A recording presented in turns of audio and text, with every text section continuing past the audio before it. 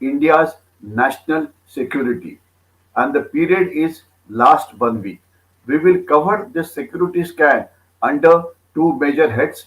One, events that affect India's internal security, and events that has an effect on India's external security.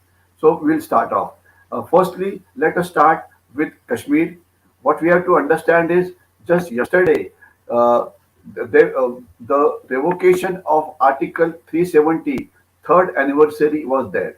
It was a very important event which took place 3 years back, and many experts tried to say that it's going to increase violence in Kashmir and nothing is going to change as far as Kashmir is concerned. But well, this did not happen.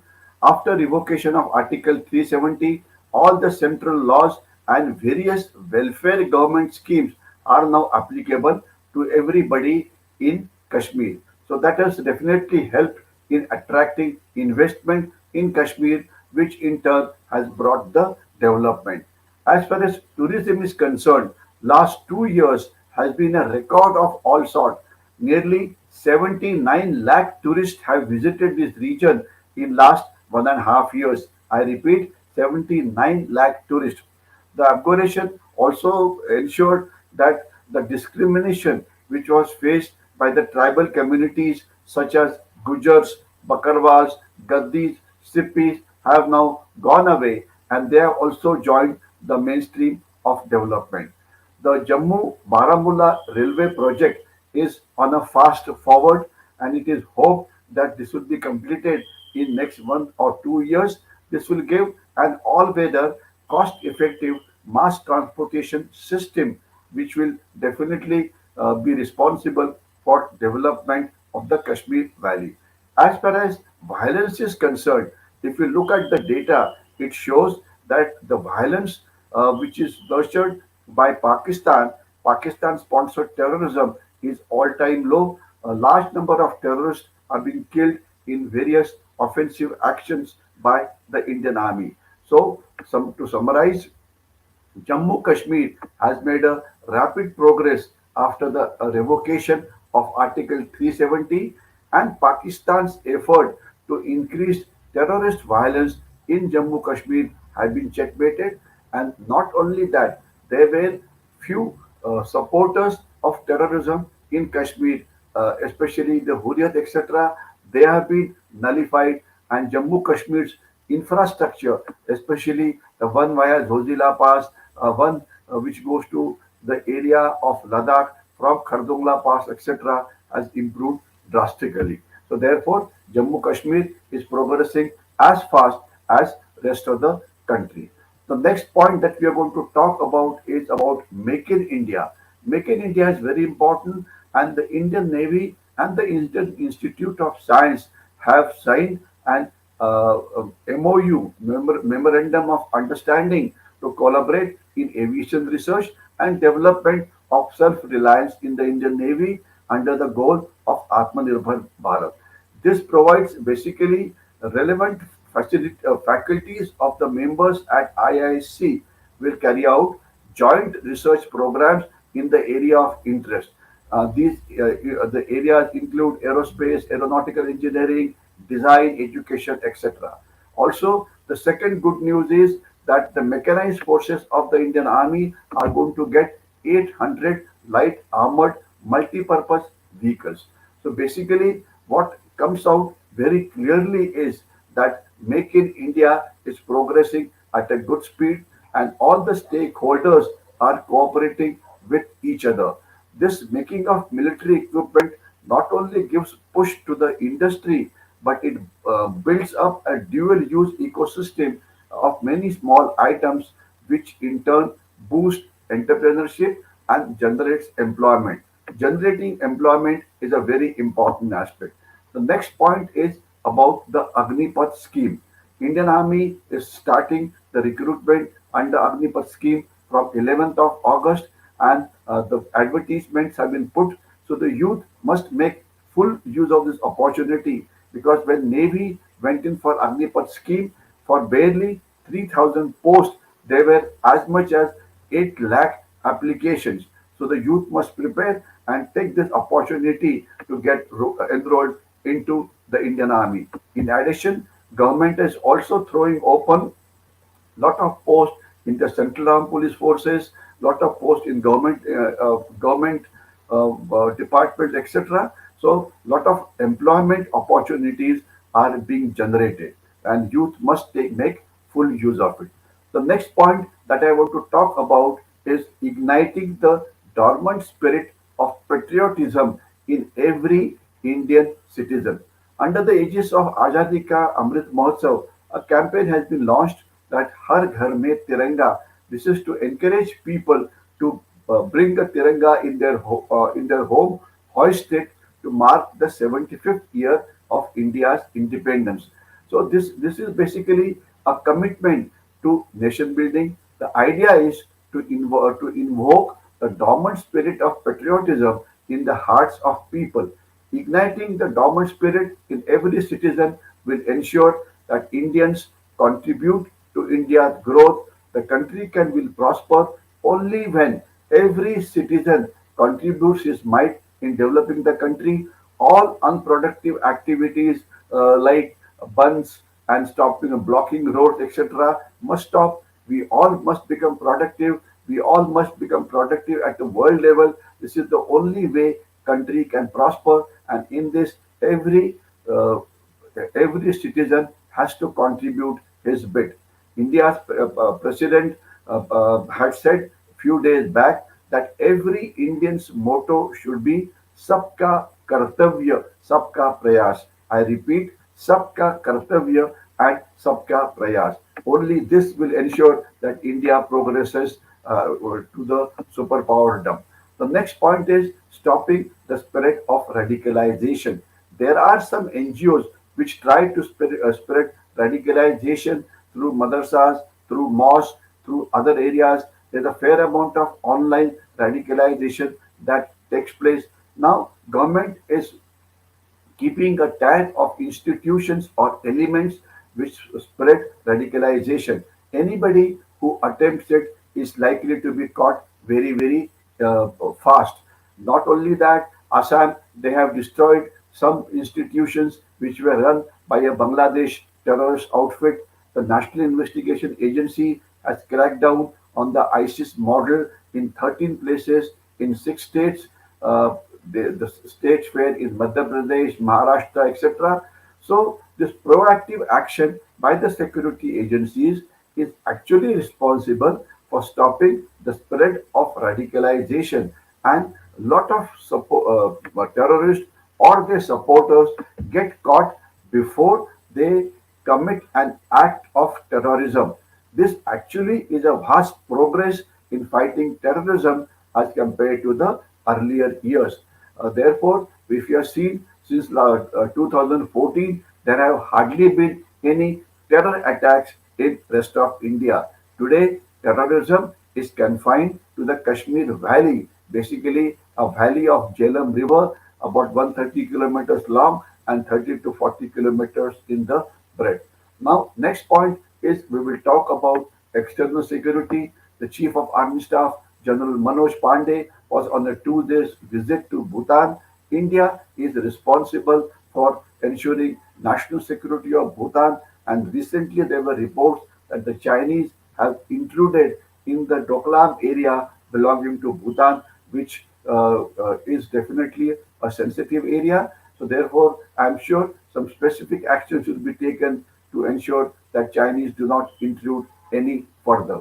The next issue is there has been a series of accidents of MiG-21 aircraft, MiG-21 Bison as it's called. A trainer aircraft met with an accident last week in Barmer, killing both pilots. This is very sad because losing pilots is definitely bad. It is bad for the country. It is bad for themselves. It is bad for their family.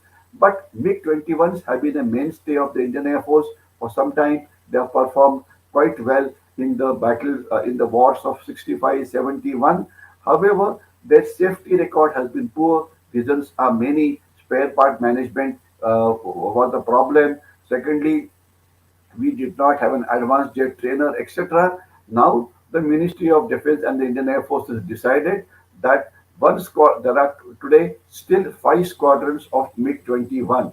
They are still flying because their replacement of light combat aircraft Tejas is not coming at the speed at which it is required. But one squadron, which is located in Avantipur, is being phased out in this September, and remainder four squadrons will be phased out by 2025. What we have to understand is that there have been more than 400 air crashes resulting in death of 200 Air Force personnel and 50 civilians.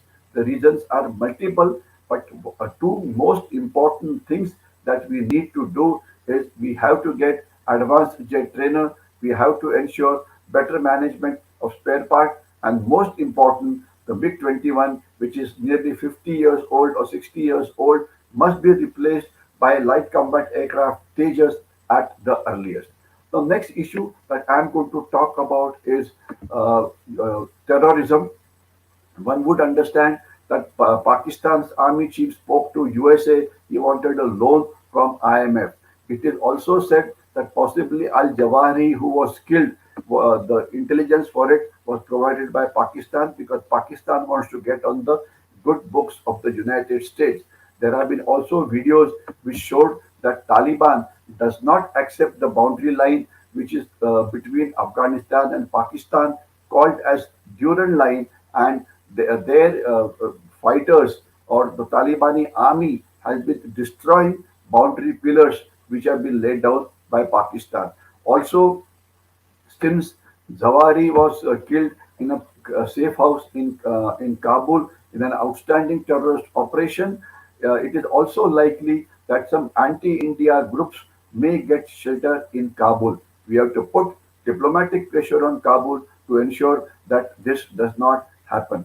There is a close relationship between the Taliban leadership and various terrorist outfits. So we have to ensure that Afghanistan does not become a breeding ground for terrorism. However, there's a group called TTP, which stands for Tehreek-e-Taliban Pakistan, which is using the Afghanistan soil to launch attacks on Pakistani army inside Pakistan.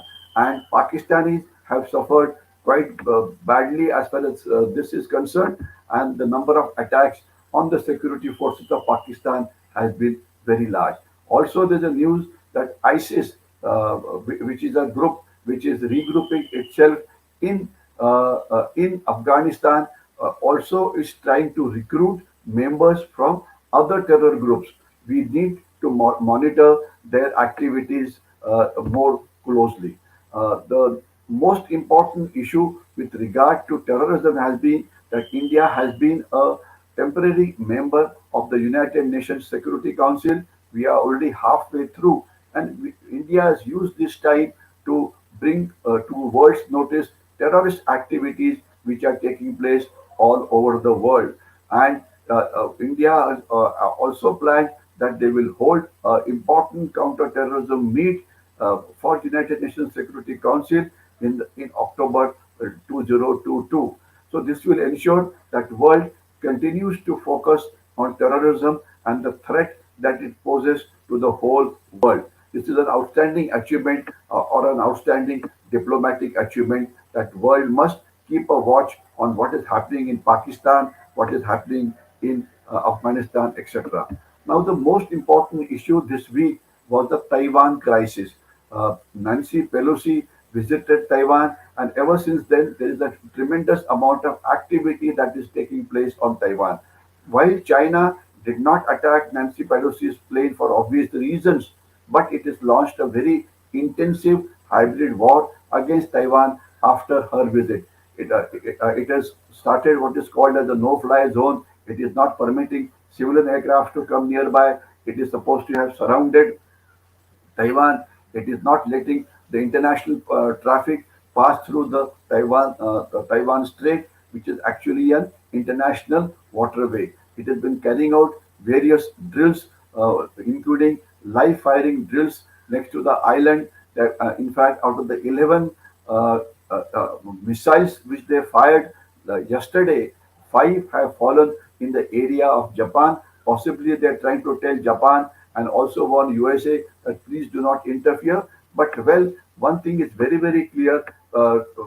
Nobody was impressed by the bulldozing that China was trying to do. The visit went through, and now China, after the thing is over, is trying to show its muscle. It is trying to fly some fighter aircraft into the Taiwanese airspace.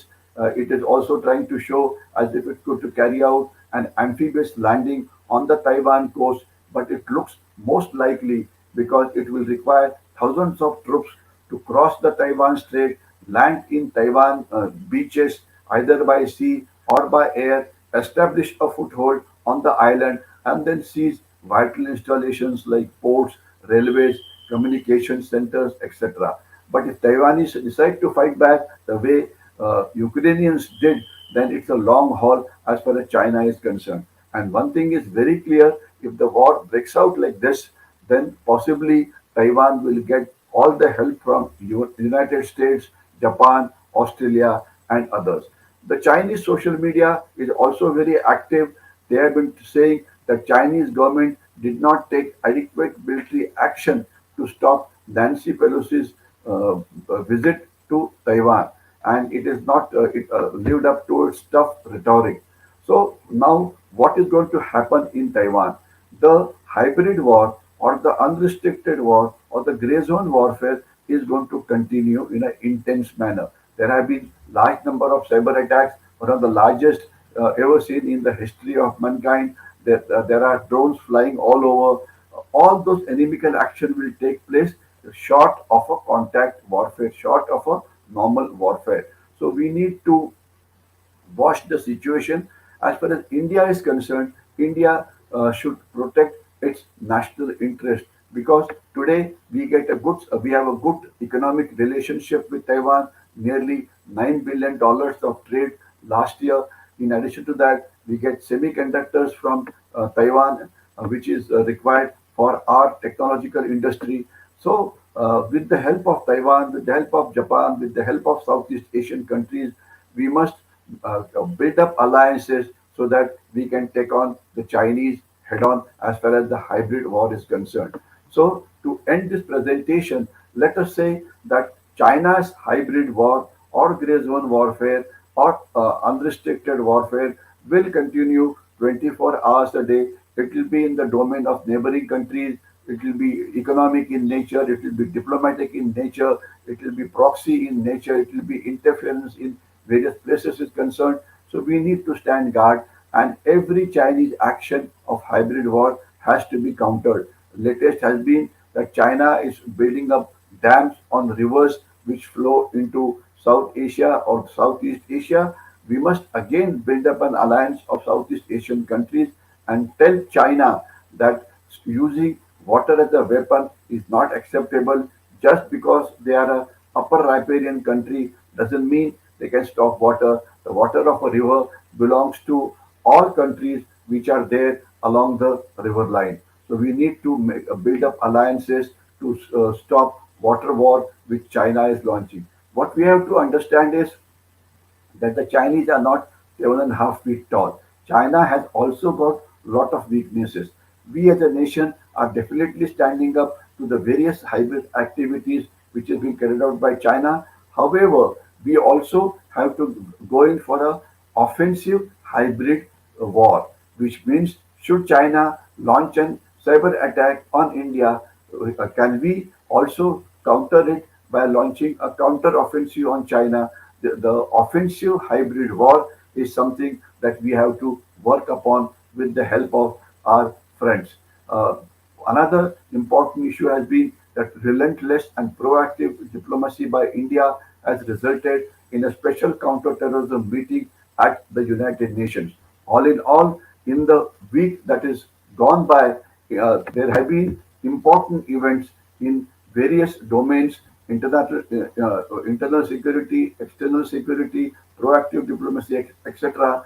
And by and large, we have been able to protect our interests. I'll stop here. If you like this video, please like it and share it with as many people as possible.